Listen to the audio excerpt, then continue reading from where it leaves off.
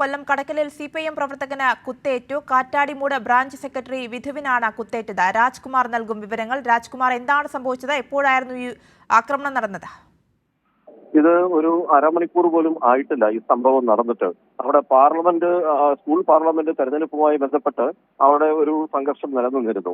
അതിന്റെ ഭാഗമായി SFI പ്രവർത്തകർ, അതായത് കൊല്ലം ജില്ലയിൽ തന്നെ പല സ്ഥലത്തും SFI പ്രവർത്തകർക്ക് അതിക്രൂരമായി KSകാരുടെ മർദ്ദനത്തിൽ പരിക്കേറ്റിട്ടുണ്ട്. അപ്പോൾ ഇതിനെ തുടർന്ന് ഒരു സംഘർഷങ്ങൾ നിലനിന്നിരുന്നു ജില്ലയൊട്ടാകെ.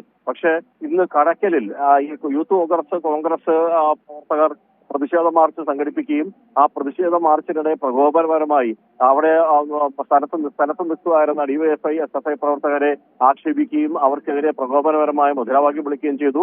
തുടർന്ന് വാക്കേറ്റമുണ്ടായി. വാക്കേറ്റം ചെറിയ സംഘർഷത്തിലേക്ക് പോയി.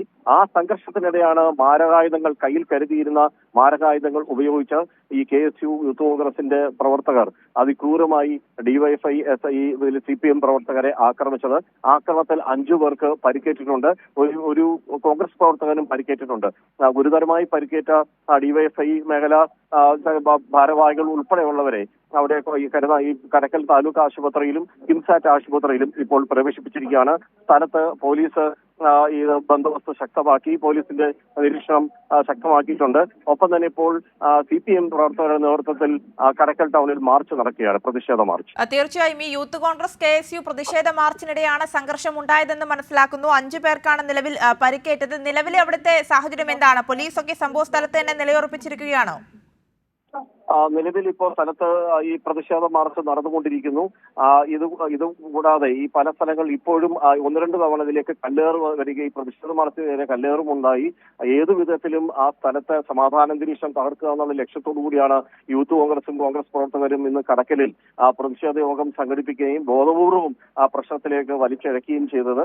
ഇത് മനസ്സിലാക്കി പരമാവധി സംയമനം പാലിച്ചു. പക്ഷേ അതിനിടെ ഈ അസഭ്യം പറച്ചിലും അതുപോലെ അതിരൂക്ഷമായ മോശമായ ആക്ഷേപങ്ങൾ ഉയർന്നപ്പോഴാണ് ഇതിൽ CPM പ്രവർത്തകർ ഇടപെടുകയും പ്രതിഷേധിക്കുകയും ചെയ്തത്. ഇതേ തുടർന്നാണ് ആ സ്ഥലത്ത് ഇവർ നേരത്തെ പ്ലാൻ ചെയ്തതനുസരിച്ച് തന്നെ മാരകായുധങ്ങളുമായി ഇവരെ ആക്രമിച്ചത്. ഇപ്പോൾ സ്ഥലത്ത് പോലീസ് നിരീക്ഷണം ശക്തമാക്കിയിട്ടുണ്ട്. സംഘർഷം ഇനി ഉണ്ടാകാതിരിക്കാനുള്ള കരുതൽ നടപടികൾ പോലീസ് സ്വീകരിച്ചു. 5 പേർക്കാണ് പരിക്കേറ്റതെന്ന് മനസ്സിലാക്കുന്ന രാജ്കുമാർ, ഈ വിധുവിന് ഗുരുതരമായി പരിക്കേറ്റിട്ടുണ്ട്. മറ്റ് 4 പേരുടെ ആരോഗ്യസ്ഥിതി എപ്രകാരമാണ്?